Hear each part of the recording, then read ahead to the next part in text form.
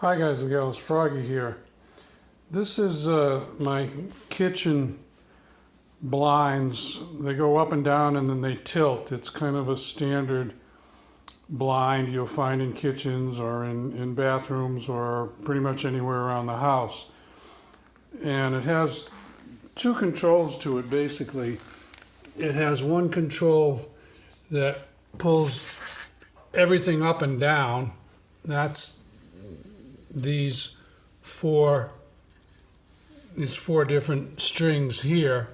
Each one of the four strings goes to one of these areas where it pulls up and down, and then it locks. There's a very simple locking mechanism right there.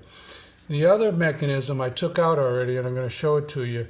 That's the tilt mechanism. It makes the slats tilt so you can have them shut or have them open to let light in or shut for privacy.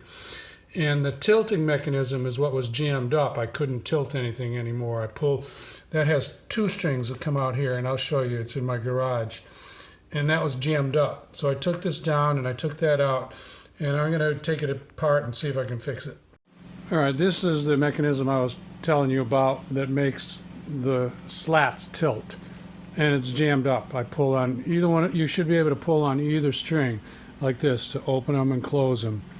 And it's not working. So what I did was, there's a rod that goes through. If you look back on the previous frames, you see the rod runs through the center of the whole mechanism that hangs up at the top of the window. And that rod goes through right there, that square hole in the middle. And so this is held together with 3 screws, and this is what's jammed up. Can't move it either way. So I'm going to take this apart and see what I can find. Okay, so this is what I found. I just took this 3 screws out. I don't need to show you that. Now I want to make sure I've got this in frame. So one side of this is a worm gear and then another regular gear. Now remember, the worm gear spins and turns this gear, which turns the shaft. It's got grease on it and everything.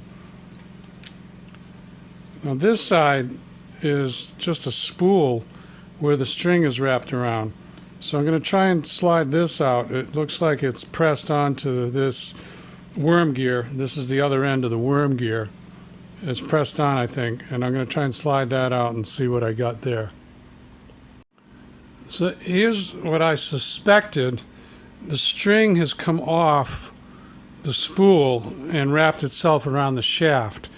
So it's wrapped around the shaft so tight that you can't turn anything anymore. So I'm going to unravel the string, put it back in, and see if I can get it to move by pulling the two. Sorry, a little out of frame there. By pulling these separate from each other. So in this plastic housing here, I want to see if I can show you. Right there is broken. There's like a collar area there, and it's broken. And that's where this little broken piece goes inside. Goes inside there and gets caught up on this thread that's inside. So I'm going to try and trim that broken piece. So it doesn't catch anymore, and then put it back together and hope it works. So I trimmed it off. It's just that little piece in between my fingers, and so that the collar area in there is still not the way it's supposed to be, but it might work. So I've got it working. I don't know if it'll stay working. Remember, on this thing, you only pull it a little bit to open the slats, close the slats, open the slats, close the slats. You should pull straight down, not on an angle, no angles, and not hard. Slow and straight. Open, close, okay? I gotta tell my wife to do it that way and hope she remembers.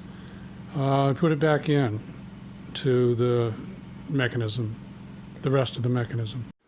Okay, so I put the 2 strings back through that hole where they come out, and I attached the plastic gearbox and I pushed the rod back in through it. The rod has an alignment peg or an indexing peg, so it won't go in. It's got like 6 sides to it, but there's only one side that will fit into like a keyway that's in that gearbox. So you got to find that alignment, and then it'll go through. And now my assistant's going to pull up and down on it. All right, go ahead, and you get 2 hands on the strings. You should always have 2 hands on the string.